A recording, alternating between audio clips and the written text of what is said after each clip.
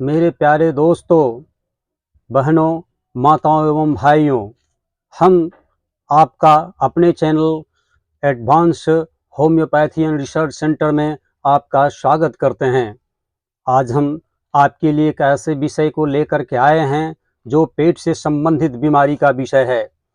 यह पेट से संबंधित बीमारी का विषय जो है वह एसिडिटी है। एसिडिटी एक ऐसी बीमारी है जिससे बहुत सारे लोग, माताएं, बहनें एवं भाई लोग परेशान रहते हैं। एसिडिटी एसिडिटी अम्ल का बढ़ना कहलाता है। इस बात को सभी जानते हैं, इससे सभी लोग अवगत हैं।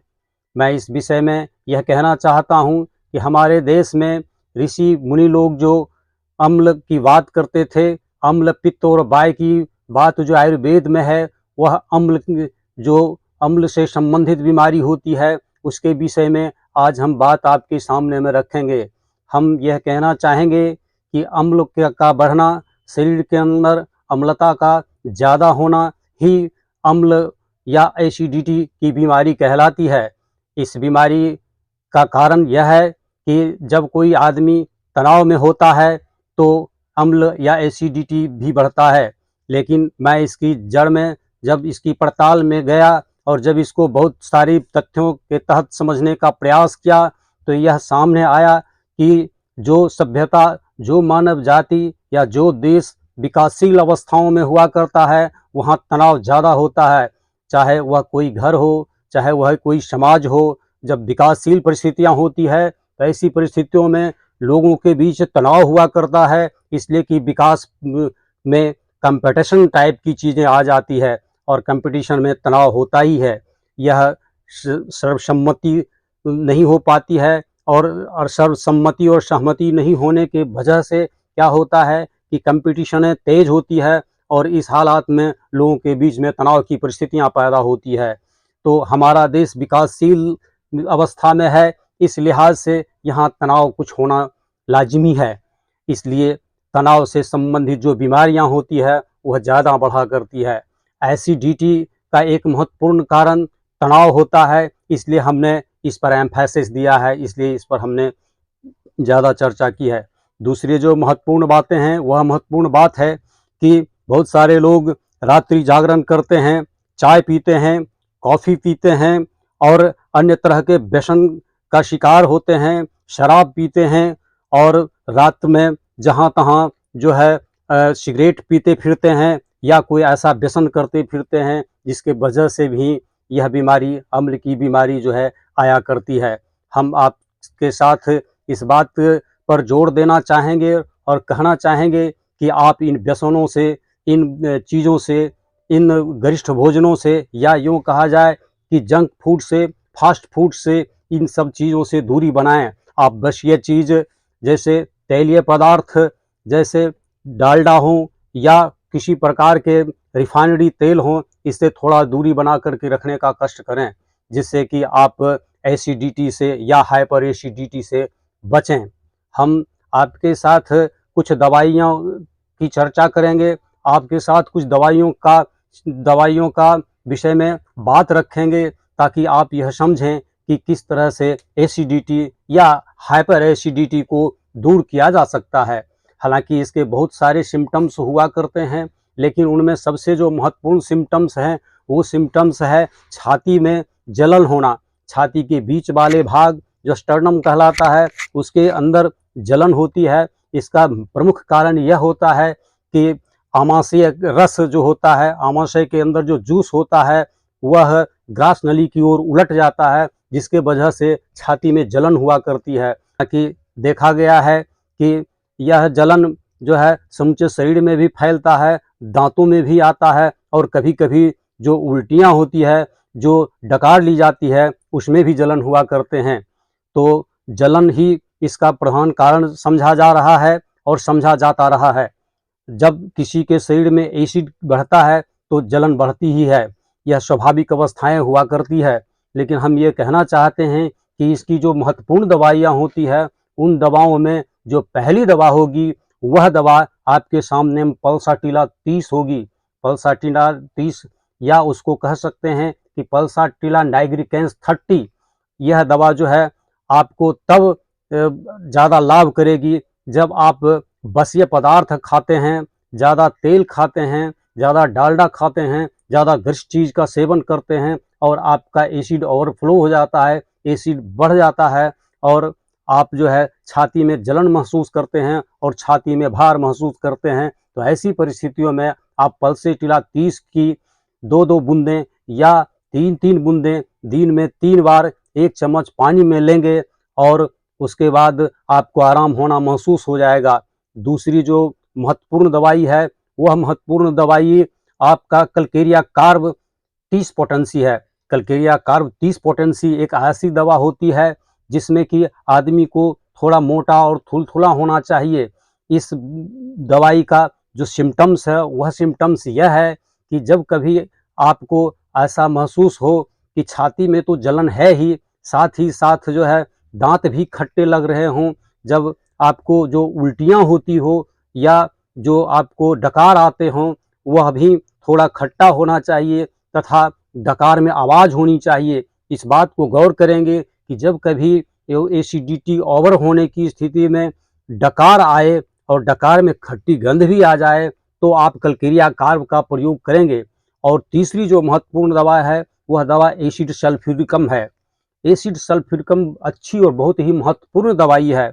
एसिड सल्फ्यूरिकम का प्रयोग तब आप करेंगे जब आप के सीने में जलन तो रहेगी ही, साथ साथ जो है इसमें आपको समूचे शरीर में जलन महसूस होगी, यहाँ तक कि हाथ पाँव में भी जलन महसूस होगी, यहाँ तक कि आँखों में भी जलन महसूस होगी और आप ऐसा महसूस करेंगे जैसे सर्वत्र एसिड बढ़ गया हो और सर्वत्र एसिड बढ़ने से जलन ही जलन हो। ऐसी अवस्थाओं में आप सल्फ्यूरिक एसिड का प्रयोग करेंगे। तीसरी जो दवाई है, इसके विषय में हमने आपको बता दिया है। और चौथी जो दवाई है वह आर्सेनिकम एल्बम है। आर्सेनिकम एल्बम की जो सबसे प्रधान और प्रमुख लक्षण है वह मृत्यु है। आपको यह ध्यान दिलाना चाहते हैं कि 2 दवाओं में प्रमुखतया मृत्यु भय पाए जाते हैं। तो एक दवाई एकोनाइट कहलाती है और दूसरी दवा जो है आर्सेनिकम एल्बम कहलाती है। और लेकिन क्या है कि जब हम एसिडिटी की बात कर रहे हैं तो आर्सेनिकम एल्बम को लेकर के चल रहे हैं, क्योंकि आर्सेनिकम एल्बम हाइपर एसिडिटी और बढ़िया एंटा एसिड है। और जब कभी पाकाशय में समस्याएं खड़ी होती है, यहाँ तक कि पाकाशय में घाव हो जाना, पाकाशय में कैंसर हो जाना, पाकाशय में कोई गांठ बनना, व्रण बनना, या कि पाकाशय की जो भी खराबियां और गड़बड़ियां हैं जो आपको अम्लता का शिकार बनाती है, तो ऐसी परिस्थिति में आप आर्सेनिक का प्रयोग करेंगे। आर्सेनिक जलनों की बहुत बड़ी दवा है। इस आर्सेनिक की दवा का एक सर्वप्रधान लक्षण ये है कि जब आप पानी पीते हैं थोड़ा तो जलनें घट जाती है। हालांकि सामान्य अवस्थाओं में आर्सेनिक का सिम्टम है कि गर्म से एम्युलरेशन होता है, जबकि जब जलनों में जब पेट के जलन होते हैं तो आप पानी पीते हैं तो थोड़ा आराम होता है।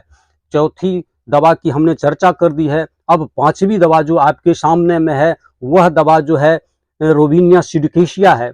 रोबिनिया सुडोकेशिया एक ऐसी दवा है जो क्यू पोटेंसी में मदर टिंचर में है। इस दवा को आप जो है 10-10 बूंद 3 बार लेंगे और ये दवा जो है हर परिस्थितियों में एसिडिटी को कम करता है। चाहे आपका दांत खट्टा लगता हो, चाहे आपको स्वाद खट्टा लगता हो, या आपके शरीर में जो है जलन होती हो, चाहे आपको ऐसा महसूस होता हो कि सर्वत्र खट्टापन ही है, चाहे आप पैखाना बच्चों के पैखाना को देखें तो बच्चों के पैखाना में भी खट्टापन आ जाती है, तो ऐसी अवस्थाओं में आप रोबिनिया सुडोकेशिया क्यू का प्रयोग करेंगे। लेकिन एक बात मैं ये बता देना चाहता हूँ कि रोबिनिया सुडोकेशिया जो है वह पाकाशय की बहुत ही अच्छी दवा है। ये कहा जाए कि यह पाकाशय के लिए टॉनिक दवाएं हैं तो अतिशयोक्ति नहीं होगी, इसलिए कि रोबिनिया सुडोकेशिया मदर टिंचर जो है इन बाकी 4 दवाओं के साथ चल सकती है, लेकिन मदर टिंचर में चल सकती है। यह 10-10 बूंदें 3 बार चल सकती है। आपको हमने जो सिम्टम बताए हैं उस सिम्टम के आधार पर दवाई को लेंगे और यह फायदा करेगा और आप एसिडिटी या हाइपर एसिडिटी से मुक्त होवेंगे। एक और दवाई हम आपके सामने में रखना चाहते हैं जो कि छठी दवाई है। उस छठी दवाई का नाम नेट्रम सल्फ्रिकम है। दोस्तों, मित्रों, साथियों, आप इस बात को जानते हैं कि हमारा जो लीवर होता है वह पेट का मास्टर होता है, और जब तक कि हम लीवर को नहीं ठीक रख सकते हैं, जब तक हम लीवर को सुचारू रूप से नहीं कार्य करने के लिए नहीं तैयार कर सकते हैं, रख सकते हैं उसको, तब तक के हम जो है अंदर के पेट के भाग को, पेट के ऑर्गन को, पेट संबंधी बीमारियों को ठीक नहीं रख पाएंगे। इसलिए नेट्रम सल्फ को याद रखिएगा। नेट्रम सल्फ लीवर की बहुत बड़ी दवाई है, और जब आपका बाइल ठीक रहेगा, जब का आप के लीवर से जो वाइल्स निकलते हैं वो वाइल्स ठीक रहेंगे, तो डाइजेस्टिव सिस्टम ठीक रहेंगे, तो आप जो है एसिडिटी का शिकार नहीं होंगे। तो नेट्रम सल्फ कितनी शक्ति का खाएंगे? नेट्रम सल्फ 6x शक्ति का खाएंगे। यह 4 गोली 4 बार खाएंगे, सुबह, दोपहर और शाम और रात।